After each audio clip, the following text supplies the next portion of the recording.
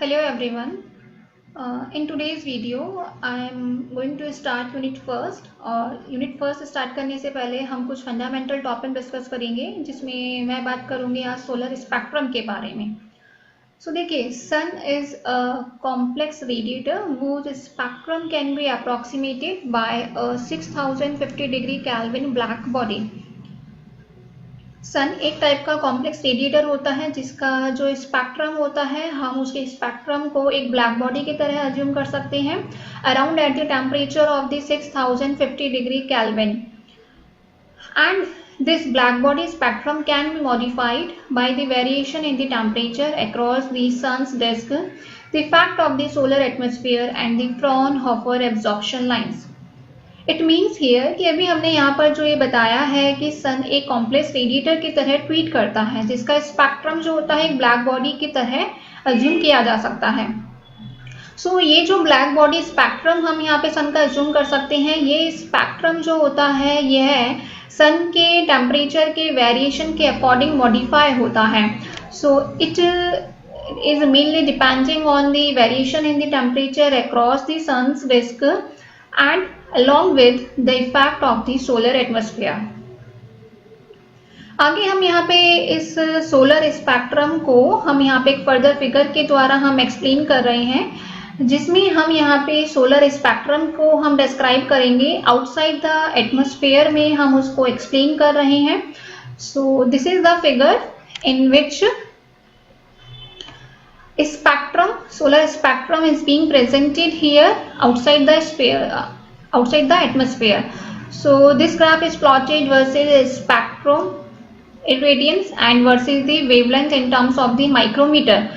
So you can see here that this spectral irradiance is going to increase with the wavelength reaching to its maximum value at the value of about in between of the 0.5 to the 0.6 micrometer and then again it is going to decrease. So ये अर्थ के atmosphere के बाहर solar radiation के spectral distribution को इस figure के द्वारा हमने यहाँ पे एक्सप्लेन किया है. So this figure is representing the spectral distribution of the solar radiation outside the earth atmosphere. आगे हमने यहाँ पे इस सोलर स्पेक्ट्रम को हमने वेरियस ब्लैक बॉडी स्पेक्ट्रम से कंपेयर किया है. So you can see here that this is the figure number 2 in which spectral distribution of the sun's radiation is being compared here with the black body radiations.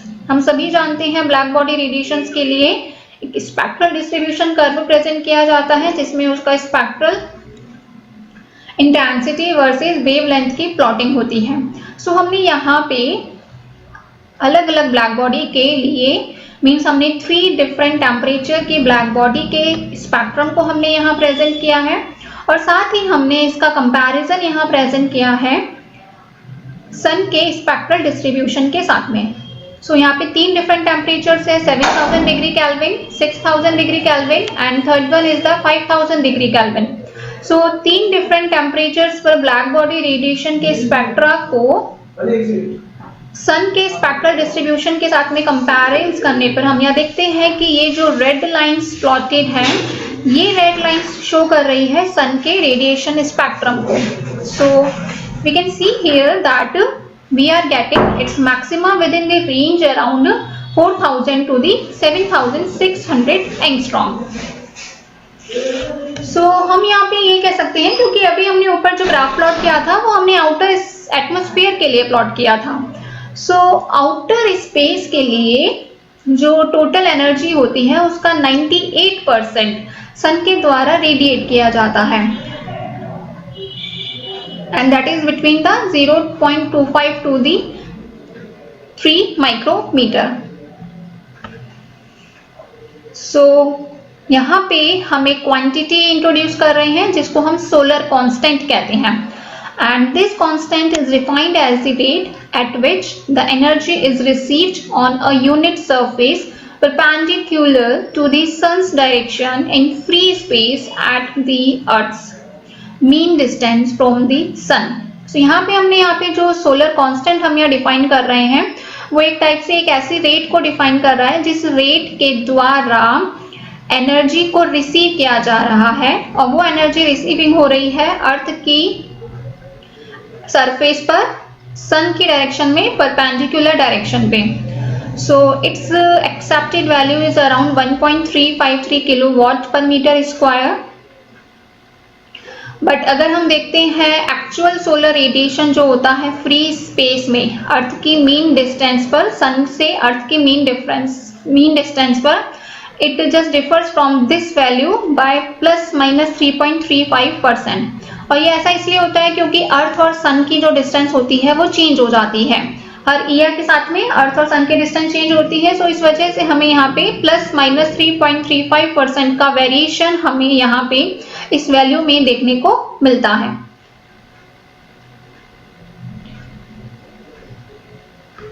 उस case में हमारी जो radiation intensity हो जाती है then it will be around of the 1.40 kilowatt per metre square. हम यहाँ पे एक एग्जाम्पल के साथ हम वेरिएशन देख रहे हैं कि यदि हम 3 जनवरी की बात करते हैं उस केस में जो हमारा रेडिएशन इंटेंसिटी होगा that will be around 1.40 kilowatt per metre square. और 6 जुलाई की अगर हम बात करते हैं, अगर हम 6 महीने के गैप की बात करते हैं then it will be around of the 1.31 kilowatt per metre square. ऐसा इसलिए होता है क्योंकि सन और अर्थ की जो डिस्टेंस हो रहती है वो through out the year change होती है। इस वजह से हमें यहाँ पे इस सोलर रेडिएशन इंटेंसिटी में वेरिएशन ऑब्जर्व होता है। और ये जो वेरिएशंस हम यहाँ देख रहे हैं these variations are only appreciable outside the earth surface.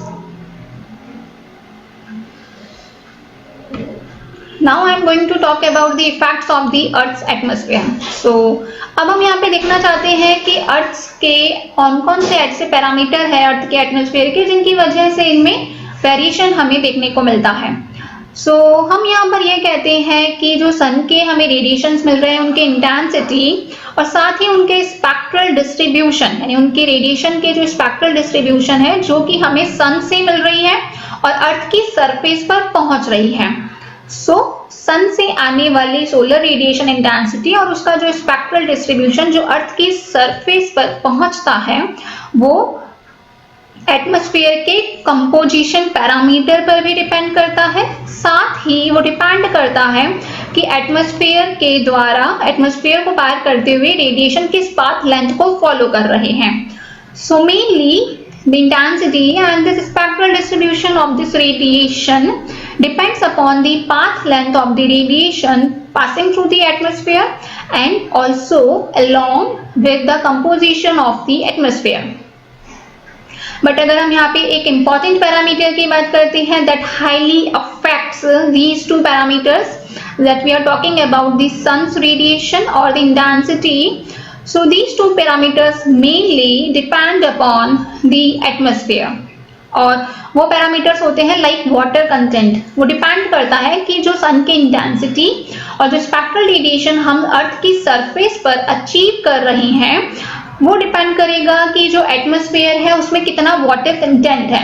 Water content जिसे हम यहाँ पे W से रिप्रेजेंट कर रहे हैं, साथ ही टर्बिडिटी कोफिशिएंट जिसको हम B से रिप्रेजेंट कर रहे हैं, and expressing the specs of the haze and related scattering. Ozone content, sky में कितनी क्लाउडनेस है एंड साथ ही ग्राउंड रिफ्लेक्शन का effect.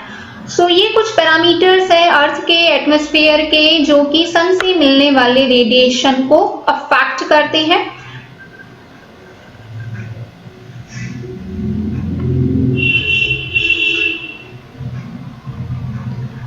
But as we know that the isolation reaching the periphery of the Earth's atmosphere normal to the sun's direction depends only on the Earth-Sun distance. Other geometrical effects such as the sun's declination angle are manifested primarily by varying the path length through the atmosphere.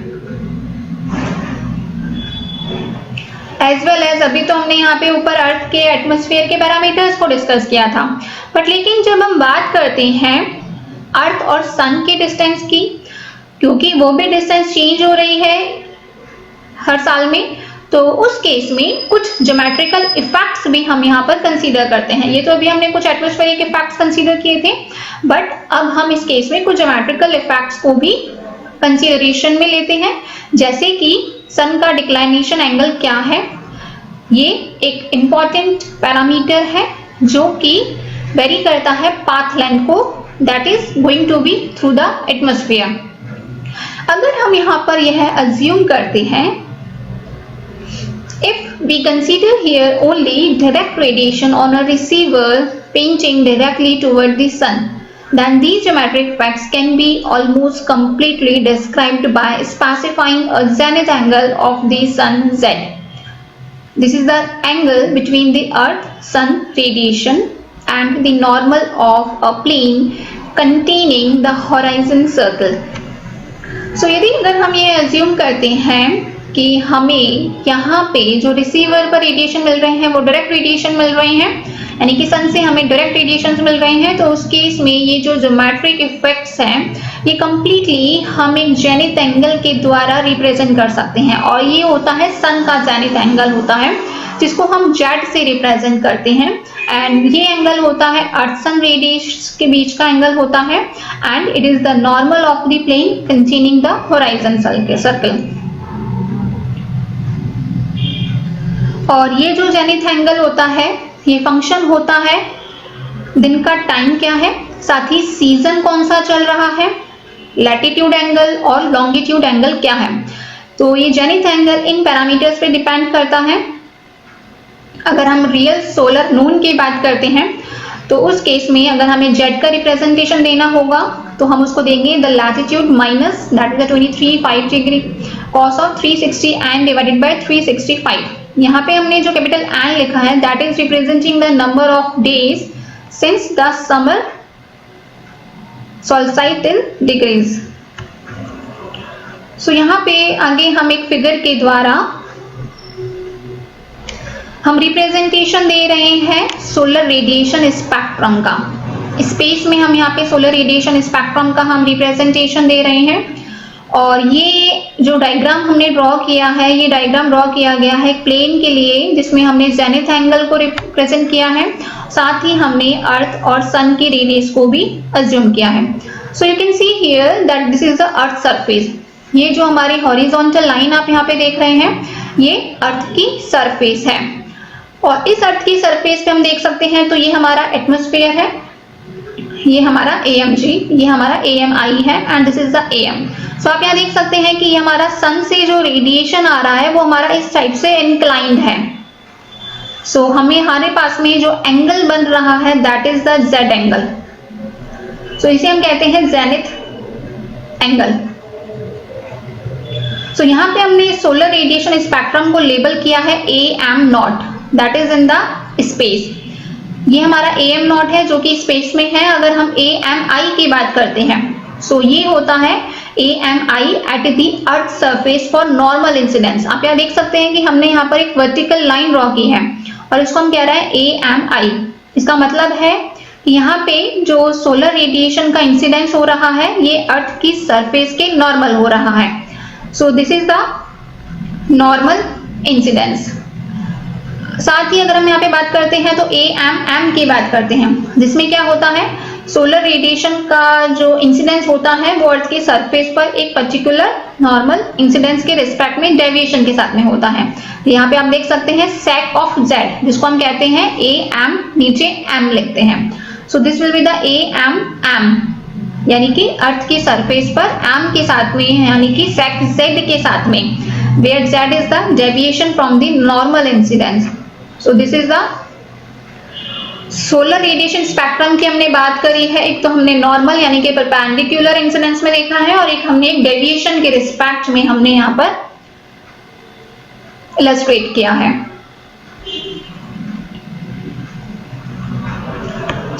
हमने जब यहाँ पे कहा था कि जो सन से हमें रेडिएशंस मिलते हैं और जो स्पेक्ट्रल डिस्ट्रीब्यूशन है वो डिपेंड करता है पाथ लेंथ पर भी। एटमॉस्फेयर के द्वारा जो पाथ लेंथ फॉलो की जा रही है उसको हम कन्वीनियंटली एक इक्विवेलेंट रिलेटिव टर्म में रिप्रेजेंट कर सकते हैं, जिसको हम कहते हैं एयर मास mr। सो यहाँ पे हमने एक नई टर्म इंट्रोड्यूस कर रहे हैं, that is the air mass mr। और अभी हमने ऊपर जेनिथ एंगल डिस्कस किया है। यदि अगर हमें जेनिथ एंगल के लिए एक पर्टिकुलर जेनिथ एंगल जिसको हमने z से रिप्रेजेंट किया है, और अगर हमें जेनिथ एंगल z के लिए पाथ लेंथ रिप्रेजेंट कर रहा है, then it will be just sec z time the path length for z is equals to the 0, and this is relative air mass mr is defined as mr is equals to the sec of z। अब हम यहाँ पे specific solar spectra को represent करेंगे AMMR से, क्योंकि अब हमने यहाँ पे पाथ लेंथ को भी इंट्रोड्यूस किया है। अभी हम यहाँ पे जो AMMR बोल रहे हैं, इसको हम बोलते हैं air mass mr। It will be read as air mass mr। और अगर हम AM0 की बात करते हैं, then this AM0 corresponds to the solar spectrum in the outer space, and the average solar spectrum at the Earth surface corresponds approximately to the AM2, AM0 and the AM2 spectra, and these are compared in the following figure। अब आगे हम यहाँ पे AM0 और AMR यानी कि AM2 के solar spectra के कंपैरेटिवली इलस्ट्रेशन हम यहाँ प्रेजेंट कर रहे हैं। आप यहाँ देख सकते हैं कि हमने यहाँ पर एक ग्राफ प्लॉट किया है स्पेक्ट्रल इरेडियंस, एंड हमने यहाँ पे इनके कंपोजिशन के साथ में एटमॉस्फेरिक एब्जॉर्प्शन बैंड्स के सामने हमने यहाँ पे एक रिप्रेजेंटेशन दिया है। आप यहाँ देख सकते हैं कि increment then reaching to its maximum value and then it is going to the decrease. यहाँ पे हमने एक रेड लाइन, एक ब्लू लाइन है, and this one is the two are different lines. This red line is representing the air mass 2 solar spectrum, this blue line is representing the air mass 2 solar spectrum without any composition ratio की हम यहाँ पे बात कर रहे हैं। और ये जो ब्लू लाइन हमने लिखा है last second, this is a black body curve at the temperature of the 5762 degree kelvin with the spectral intensity distribution of the 1353 watt per meter square, and this is our top one is the air mass 0 spectrum with the radiation of the 1357 watt per meter square। यहाँ पर आप इस figure में देख सकते हैं कि जो रेड लाइन है जिसमें हमने देखा है कि अलग अलग एटमॉस्फेरिक कंपैरिजंस हम यहाँ देख सकते हैं H2O, O2, यहाँ पे हम देख रहे हैं कि अलग अलग पीक्स हमें मिल रही है। ये जो हम पाथ की बात कर रहे हैं कि एटमॉस्फेयर से जो पाथ फॉलो किया जा रहा है सनलाइट के द्वारा, that can be modified by some process, जिसमें हम रिले स्कैटरिंग को भी डिस्कस करते हैं which is responsible for the blue colour of the sky, और सब यहाँ पे कुछ इलेक्ट्रॉनिक एब्जॉर्प्शन बैंड्स भी होते हैं। जैसे कि आप यहाँ देख सकते हैं इस फिगर में रेड कलर के ग्राफ में हम देख रहे हैं कि हमें कुछ एब्जॉर्प्शन बैंड्स हमें यहाँ ऑब्जर्व हो रहे हैं, लाइक प्राइमरीली ऑक्सीजन बैंड है, नाइट्रोजन बैंड है, ओजोन बैंड है। सो इस टाइप के हमें डिफरेंट बैंड्स भी हमें यहाँ देखने को मिलते हैं। And nearly all the radiations with the lambda which is less than the 0.29 micrometer is absorbed by the ozone। तो आप यहाँ देख सकते हैं कि हमारा जो रेडिएशन स्पेक्ट्रा है वो स्टार्ट कहाँ से हो रहा है, 0.29 से अबव की वेवलेंथ वैल्यू पे, it is in terms of the micrometre wavelength. 0.29 micrometre की ज्यादा की वेवलेंथ पर हमें यहाँ पे कर्व देखने को मिल रहा है। उससे कम वेवलेंथ के रेडिएशंस क्या होते हैं, ओजोन के द्वारा एब्जॉर्ब कर लिए जाते हैं। इस प्रकार से आज के इस वीडियो में हमने यहाँ पे फंडामेंटल सोलर स्पेक्ट्रम को डिस्कस किया है, जिसमें हमने मेनली हमने अर्थ के रिस्पेक्ट में सोलर स्पेक्ट्रम को आउटसाइड द एटमॉस्फेयर हमने यहाँ रिप्रेजेंट किया है। Thank you so much.